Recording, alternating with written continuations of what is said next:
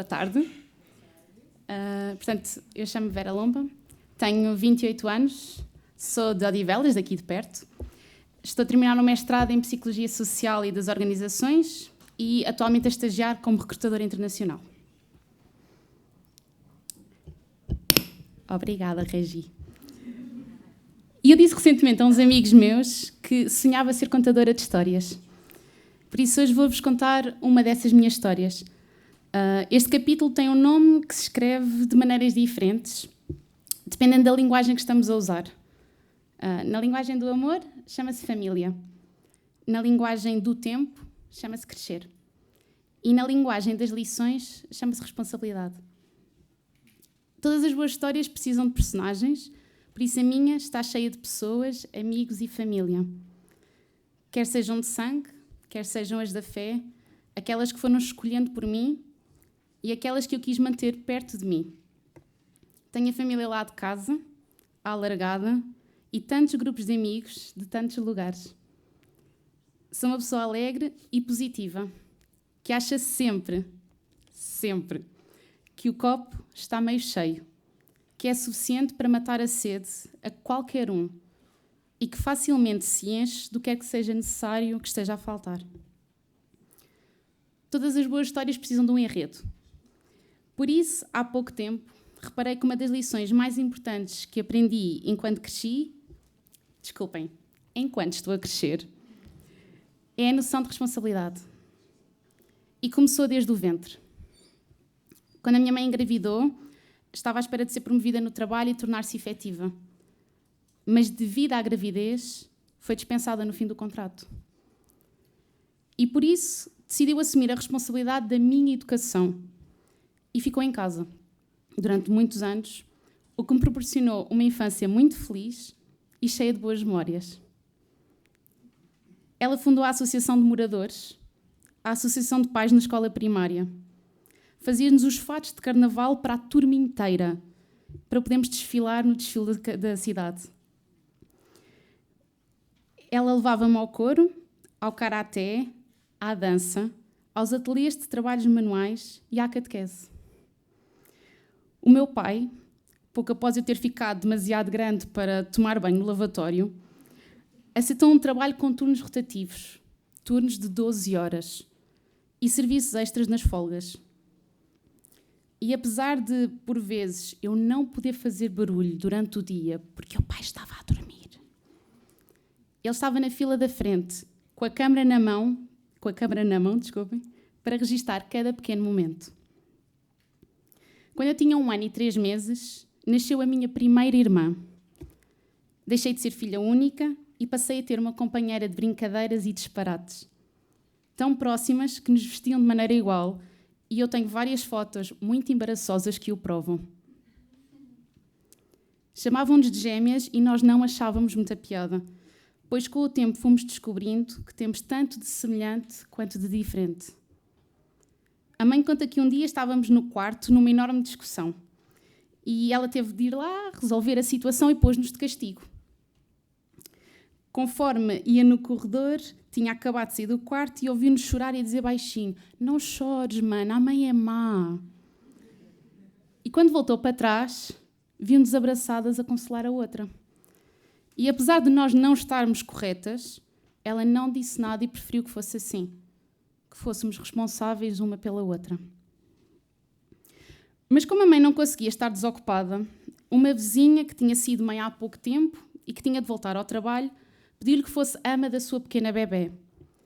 E foi assim que nos chegou uma irmã de coração, a quem eu passei a varicela, a quem eu ligo a pedir favores e boleias, que tem a chave da minha casa, e às vezes abre sem me ter ligado antes, e que me deu a sua para eu fazer o mesmo.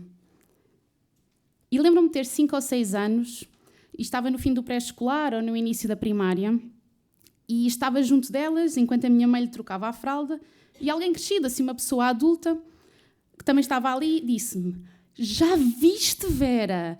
Quando fores mãe e tiveres filhos, já sabes fazer isto tudo." Imagina uma menina que adorava filmes das princesas da Disney entender que um dia seria mulher, mãe, responsável por si e pelos seus filhos.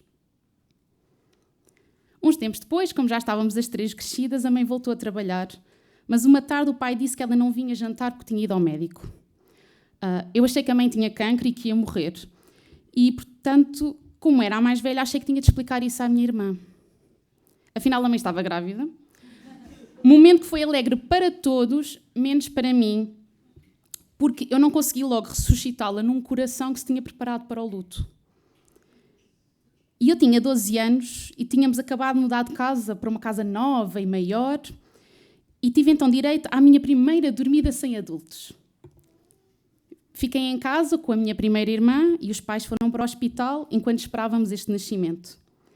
E eu recordo que estava muito nervosa, mais do que estava hoje, porque pouco tempo antes a minha mãe, muito grávida e muito sentimental, tinha agarrado a minha mão e tinha dito: Vera, tu vais ajudar, não vais? Porque para ti eu tinha a força da juventude, mas para a tua irmã eu já vou estar velha e cansada. Imagina uma pré-adolescente que adorava livros do Harry Potter, entender que um dia seria mulher, mãe, irmã e filha, responsável por si, pelos seus filhos e por ajudar os seus pais e as suas irmãs. E tenho nítida a imagem da primeira vez que olhei para a minha sobrinha, que vocês veem agora, que foi um dos bebés recém-nascidos mais bonitos do mundo inteiro.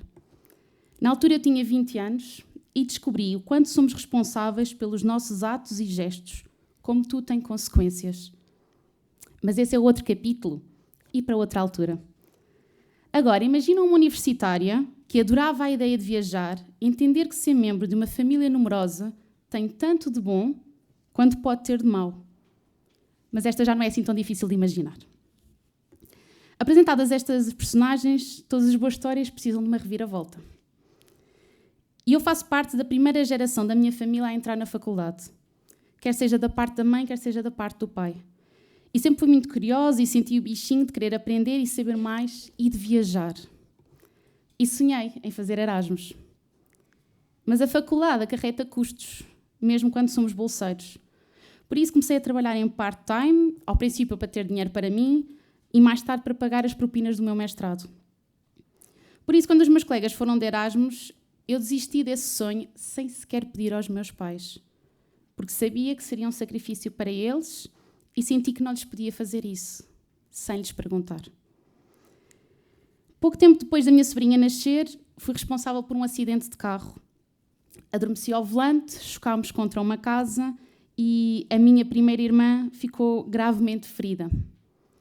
E esse foi um episódio tão traumatizante que eu não sei se a minha família alguma vez recuperou dele. Há uns anos, a Mana mais nova foi diagnosticada com uma doença idiopática, uma doença sem cura, que a acompanhará ao longo da vida. Mais recentemente, as avós de 80 e tal anos começaram a ter problemas de saúde, pernas que não caminham, corações que não querem bater, cabeças que ficam vazias por momentos. E os meus pais sentiam-os cansados, sobrecarregados e estressados. E dentro de mim cresceram vozes que me diziam que eu tinha de assumir a responsabilidade, que esta apenas me podia ser pedida a mim, que era a mais velha. E como me sentia responsável pela minha família, achei que devia aliviá-los ao máximo de toda a carga possível e que devia fazê-lo sozinha. E foi quando me transformei em malabarista. Lidava com tudo como se fossem batatas quentes e segurava tudo só assim durante um bocadinho e passava para o assunto seguinte e não pensava muito nas coisas. E neste malabarismo de ocupar-me das responsabilidades dos outros, não me fez ver que estava a desresponsabilizar-me de mim mesma, que a faculdade estava a durar mais anos do que o suposto, que me sentia desiludida e frustrada com amigos que trabalhavam, viajavam, saíam de casa dos pais, casavam. E eu sentia medo de deixar a minha família e começar a ver uma vida independente. E o medo maior era que isso significasse que eles não precisavam assim tanto de mim. Comecei a isolar partes de mim, a não partilhar coisas com a minha família, a sentir-me sozinha numa casa onde viviam 6 pessoas. E senti que toda a minha vida eu era a que tinha sofrido menos. Logo, não merecia qualquer tipo de glória. E como dizia a canção, deixe-me aqui, onde a sombra me seduz. Curiosamente, li ontem num livro que por vezes temos de sair de nós para nos reencontrarmos. E como eu não sei dizer que não, quando me desafiaram, inscrevi-me na Academia de Líderes Ubuntu, porque achei que o nome era giro. E na primeira manhã, o Carlos Palma, da organização Living Peace, disse-nos que havia muitas pessoas que conseguiam sentir paz interior vivendo na guerra. E muitas pessoas que viviam na paz e não sentiam paz não sentiam essa paz interior. E eu ainda sou uma dessas pessoas, mas cada vez menos. E essa falta de paz interior existia porque a minha margem da ponte não foi cuidada. Preocupei-me tanto com as outras margens que não calculei o número de pilares necessários para a ponte ser robusta. Eu não autoconhecia-me, eu não tinha autoconfiança, eu comecei a perder resiliência, eu já não era capaz de ser empática e, portanto, não era capaz de servir. Eu achei que podia fazer esta construção sozinha e quando não sabia bem os materiais que podia usar, decidi inventar em vez de pedir ajuda. E desculpem a piada privada que alguns poderão não entender, mas eu tenho andado a jogar aos dredianos sozinha. Felizmente para mim, a canção que citei há pouco diz também: é a vida que segue e não espera pela gente. Também eu vou em busca da luz. Saio daqui onde a sombra seduz. E agora que a Academia me ajudou a sair de mim para me reencontrar, posso ser mulher, filha, irmã, neta, namorada, talvez mãe no futuro, que já não é só líder, que já não é só servidora, mas que é uma líder servidora da paz, construtora de pontes. Para Lim Pim Pim, esta história não tem fim. Obrigada a todos por serem Ubuntu.